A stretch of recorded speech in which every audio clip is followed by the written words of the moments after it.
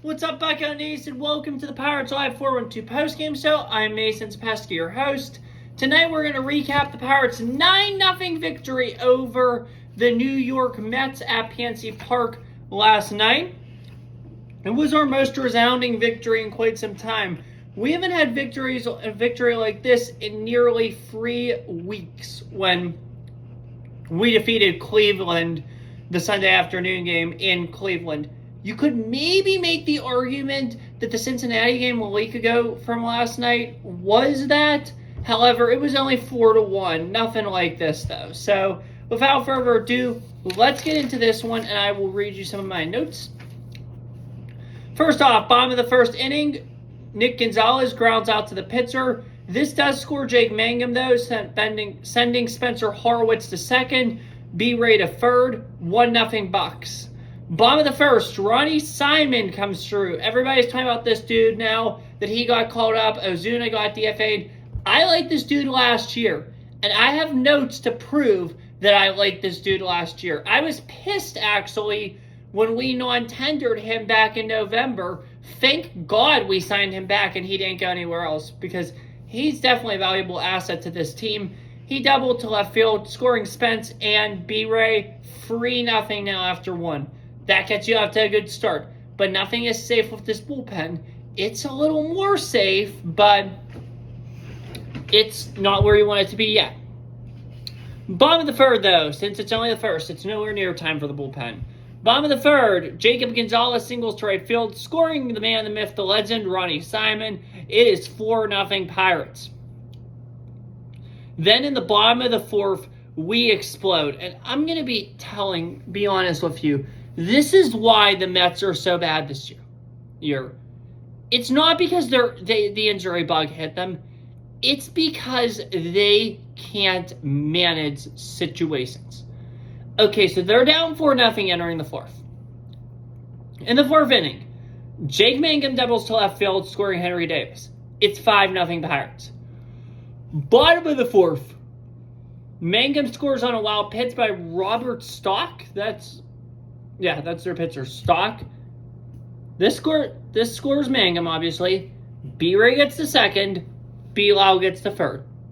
6-0 Pirates. That's not all, though. Nicky G comes up. And what does he do? He doubles to right field, scoring B-Lau and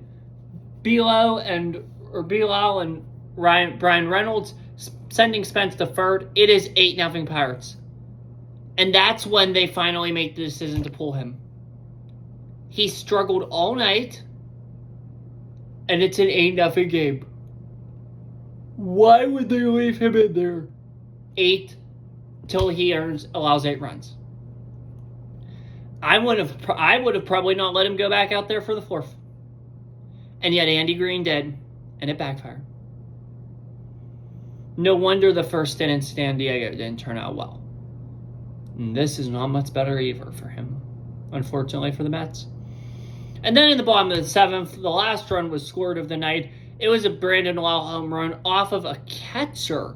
For goodness sakes, I hate it when teams do this. Like, what good is it to put a catcher in there to pitch? Like, it's just dumb. Like, I'm trying to learn pickleball, okay? I'm researching and learning the rules of pickleball. And I just started yesterday. I've only watched my second YouTube video on it. I'll probably use AI to get some more info. But, like, I know pickleball is to mirror tennis, badminton, and table tennis. Not to mirror volleyball. But, like, when I have a game like that, I'm so used to, in volleyball, serving it like this. Against the door. But it's a door, so it's fine. But, again, look. Nice and overhand. In pickleball, obviously, you don't get that opportunity. Here's the pickleball. That's how you have to serve in pickleball. If you've never played pickleball, you have to serve underhand. You have to get it in the diagonal quadrant on your opponent's court. And you can't get it on straight ahead or in this area called the kitchen. But the reason I'm bringing this up is because that's what it's like when you have position players pitching. When you have a position player pitching, it's more or less like a pickleball serve, like so. But when you have somebody like Paul Skeens or Jacob Mizorowski or Christopher Sanchez or Tariq Skubal, if I could ever find the ball, where'd it go?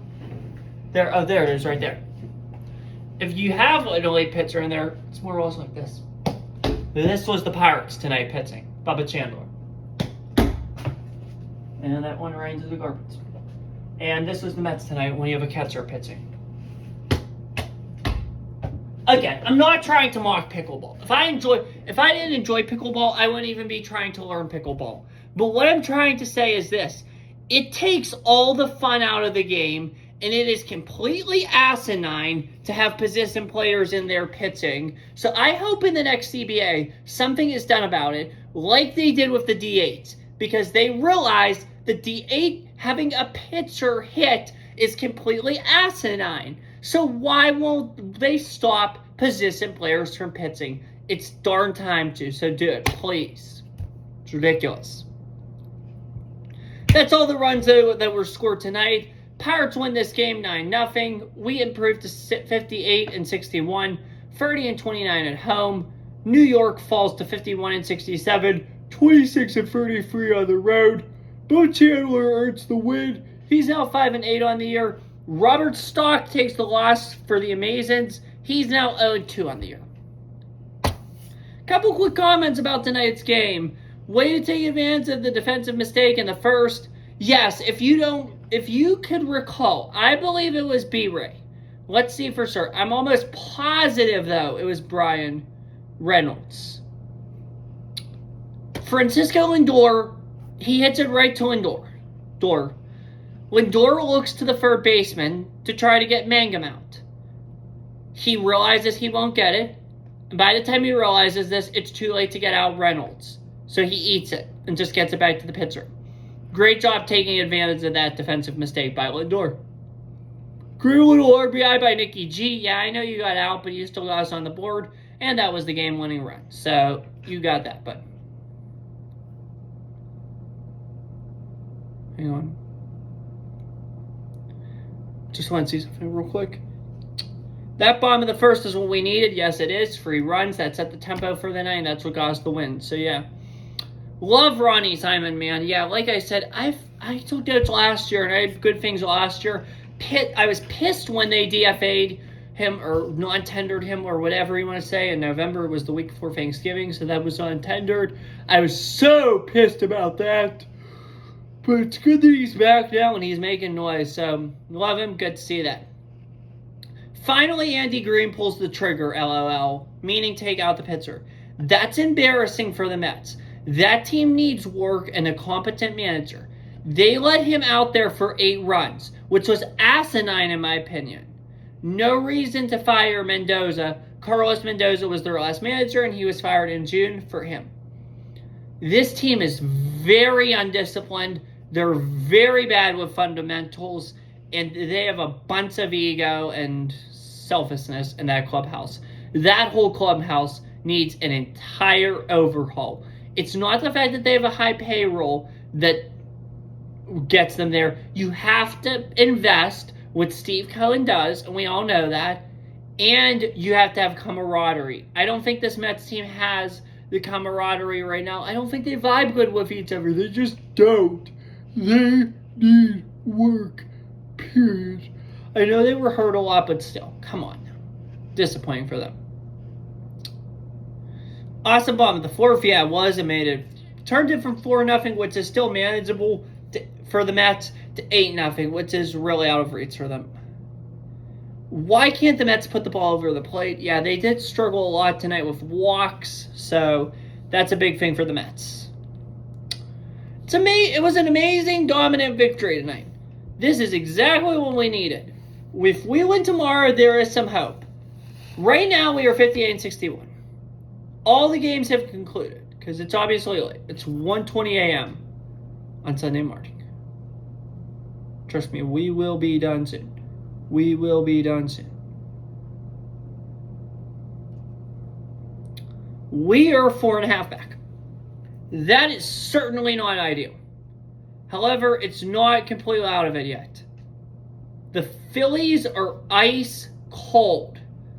They lost their first two to Toronto. The Diamondbacks lost tonight. Yes, the Padres earned a win. The Marlins also earned a win. But here's the good news. We play Miami this week. If we take 3 games there, that puts Miami in a bad place, especially if we find ways to win, like I just said. The Cardinals, they're 1 game under. We have them coming up, though, soon. We did pass Cincinnati, so we're no longer in last.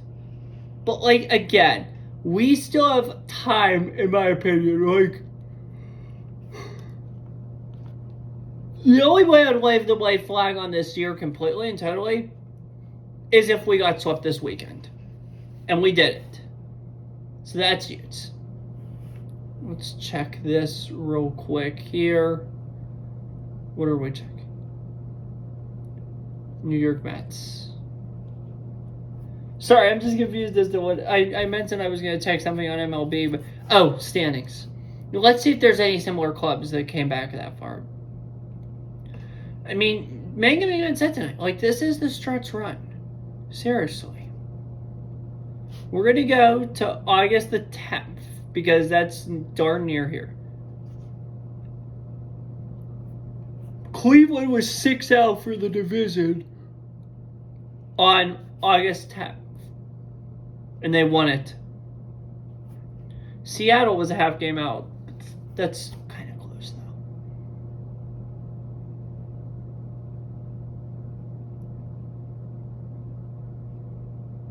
Yeah, that's like the only real big comeback. It's hard to come back. Amongst the teams that were in the playoffs on August the 10th, so it's darn near this, 5 out of the 6 made it. The only one that missed was Houston, and they were replaced by Cleveland. Last year at this time, the Rays and Angels were 5 and 5.5 respectively out. So it's an uphill climb, for sure. On the NL side, the only change was the Reds replaced the Mets in the postseason chase. The Reds were 4 back, so not bad. Moral of the story is this. I don't like our odds right now, but we got a chance. Like, it's not over yet. Let's go back to 2024 because I'm getting tired and I need to start to do stuff. I want to see the standings this time in 2024. August 11th. The Twins were in the playoffs. They missed at the hands of the Reds. Or no, the Tigers. The Tigers came back. The Tigers were 9.5 back of a wild card and 7 games under 500 this time in 2024. And yet they made the playoffs. So never say never. The Mets were a half game out, but they got in, and that's only a half game. So don't give up yet. We are not swimming on favorable water right now. In favorable water right now. However, it ain't over yet. Do we have a comeback in us? Or don't we? That's all I have for you guys today. I hope you enjoyed this one. I will see you today for the pregame and postgame shows for the series finale against the New York Mets. In the meantime, though, have a good one. Take care. Stay safe. And as always, peace and God bless. See you guys in the morning for the pregame show. Bye.